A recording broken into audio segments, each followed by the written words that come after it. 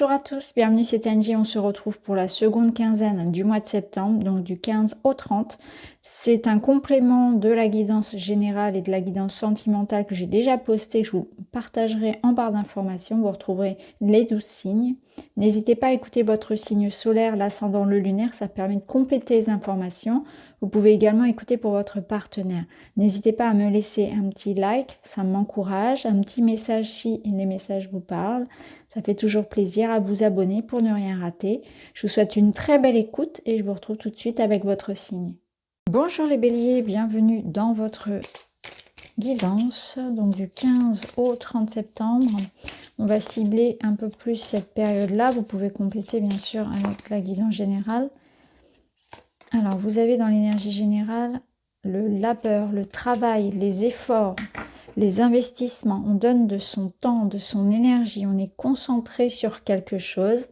On a beaucoup de projets. On est dans le mouvement, dans l'action, dans la concentration.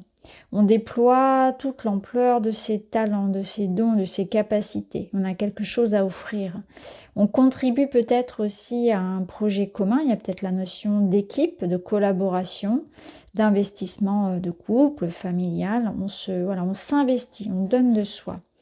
Alors, là, c'est une énergie qui vous invite à ça. C'est la bonne période pour faire finalement grandir vos projets. Alors, dans votre énergie à vous, vous avez l'exploration. Ouais, bah, ça rejoint tout à fait cette notion de labeur. Alors, on a un livre, donc il est peut-être question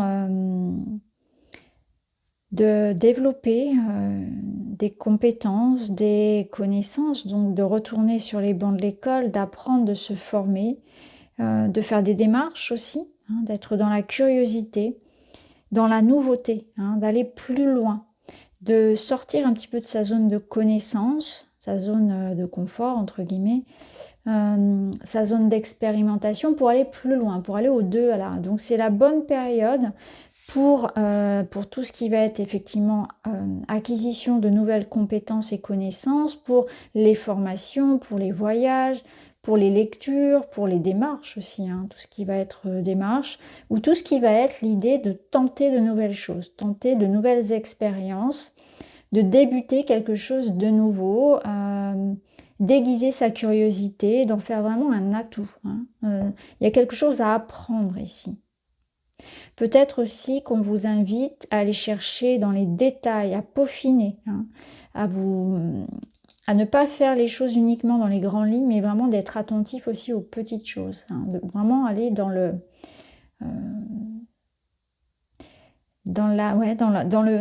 l'idée de peaufiner, hein, d'être précis, méticuleux, voilà, méticuleux. Allez, on va aller voir un petit peu plus loin, on va prendre le tarot. Les autres énergies, on a le roi de bâton. Alors lui, il a beaucoup d'énergie, il a confiance, il est aussi dans l'idée d'avoir beaucoup de... Il est passionné en fait, donc ça rejoint tout à fait cette énergie-là, du labeur. On voit que vous êtes passionné, vous avez une notion de maîtrise, hein. Vous êtes un roi là dans le domaine qui vous préoccupe. Donc il y a la notion de confiance, énergie. On a la capacité de faire aboutir ses projets si on se met en route. Par contre, le roi de bâton vous dit attention, ce n'est pas pour autant qu'il faut tomber dans l'ego, dans l'autoritarisme, l'autorité, hein, vouloir asseoir son pouvoir sur les autres, et puis l'idée de devenir un peu un but soi-même. Voilà, on reste avec humilité, hein, savoir reconnaître aussi ses faiblesses, justement, savoir reconnaître que parfois on peut avoir besoin de pause, on peut avoir besoin des autres, on peut avoir besoin d'apprendre encore, peu importe son âge, on peut retourner à l'école, on peut avoir besoin d'apprendre aussi, hein, de ses collaborations, on apprend de tout. Voilà, restez humble, restez ouvert à la connaissance, à l'idée que peut-être parfois certaines choses vous échappent et que les autres peuvent vous apporter cette petite chose justement. Et là, vous avez un 7 d'épée. Le 7 d'épée, je pense qu'il vous invite à changer de stratégie. Oui, c'est ça. C'est que dans une situation là, il y a un nouveau regard à porter, peut-être. Donc là, j'en reviens à mes petits détails, à l'idée de rester concentré parce qu'il y a un changement stratégique à avoir. Il faut changer la donne, il faut changer le procédé. Si on veut débloquer quelque chose, si on veut l'améliorer, si on veut aller plus loin, si on veut que ça se mette en place, il faut changer son fusil d'épaule. Il faut se remettre peut-être aussi un petit peu en question dans sa méthodologie, dans son quotidien, dans ses habitudes, peu importe.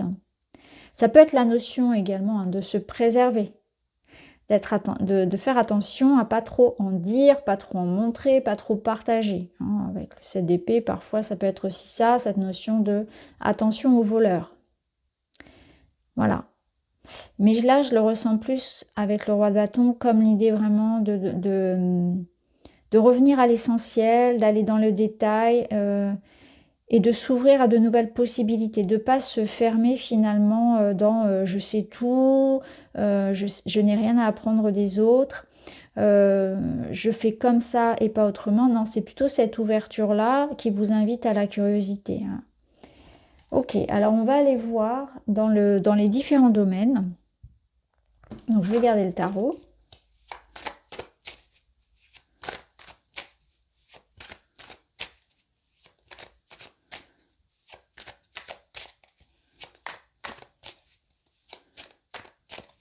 Je pense qu'il y a une invitation à se simplifier la vie aussi.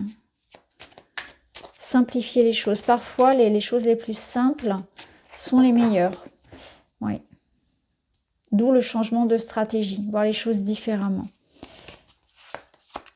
Alors, on a un 2 de coupe, très beau. Et dans le relationnel, on a un 9 de denier. Très beau aussi. Bon, vous avez un 6 de bâton en énergie générale pour votre quinzaine. Donc, on voit qu'il y a une réussite, une reconnaissance, une victoire, une stabilité, une première étape de franchie. Donc, c'est plutôt pas mal. Alors là, on va mettre d'autres cartes pour le matériel. Donc, 2 de coupe, il y a une association, une collaboration. Il y a l'idée de se sentir à sa place, d'avoir de la joie. Il y a un potentiel créatif. Il y a de l'intuition, de la créativité, du plaisir.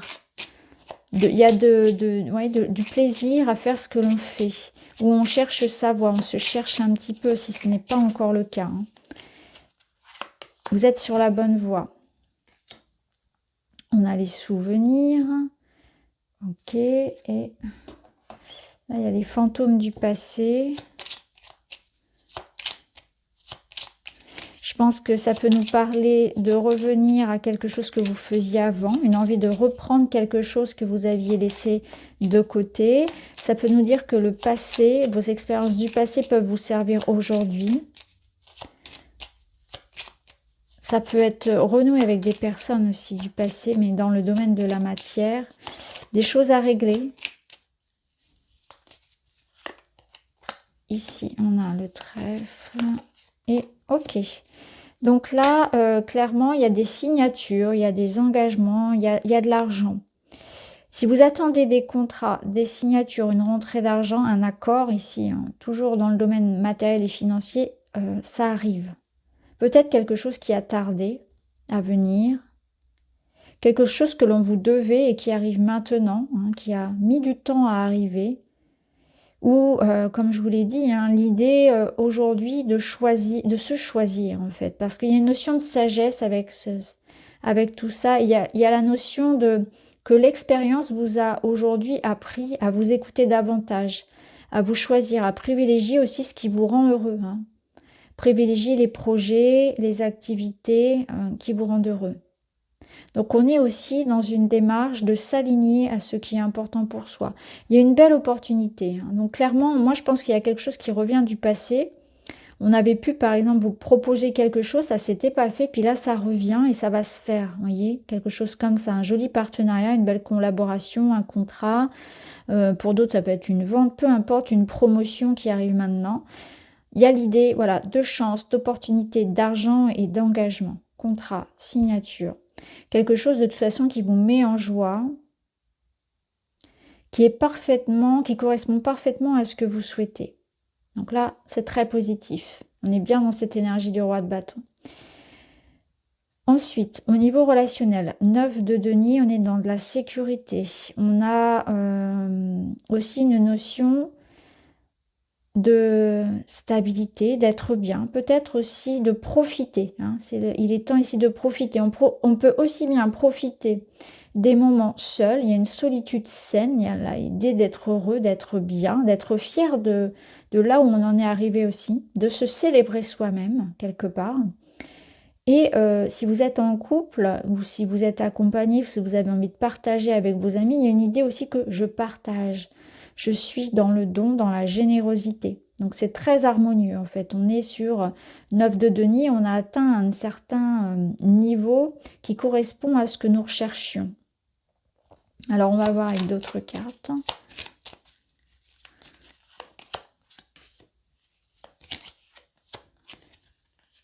Ok. En fait, c'est votre état d'esprit. C'est que vous avez pris de la hauteur, vous prenez de la hauteur par rapport aux difficultés de la vie.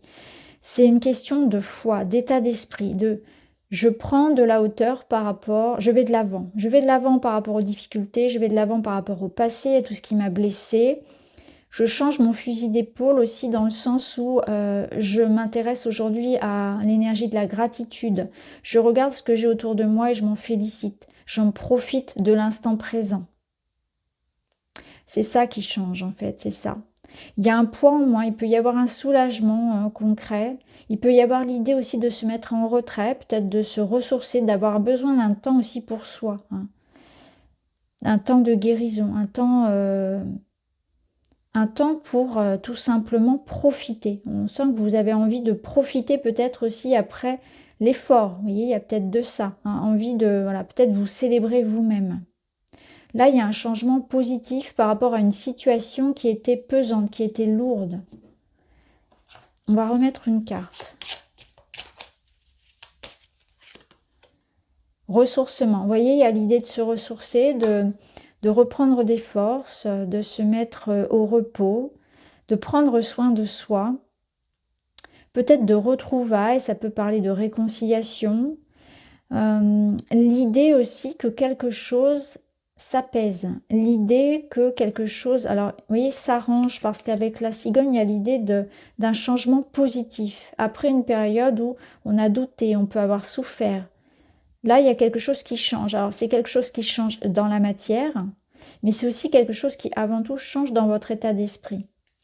Vous prenez conscience aussi qu'il est temps de vous célébrer. Oui. Il est temps de vous célébrer. Il est temps aussi de voir le positif dans la situation. Je vais retirer une petite carte pour compléter ces énergies-là. Et des excuses. Il y a un détachement par rapport à tout ce qui peut être faux. C'est intéressant, ça rejoint ça. C'est-à-dire que là, vous avez conscience aussi de votre valeur.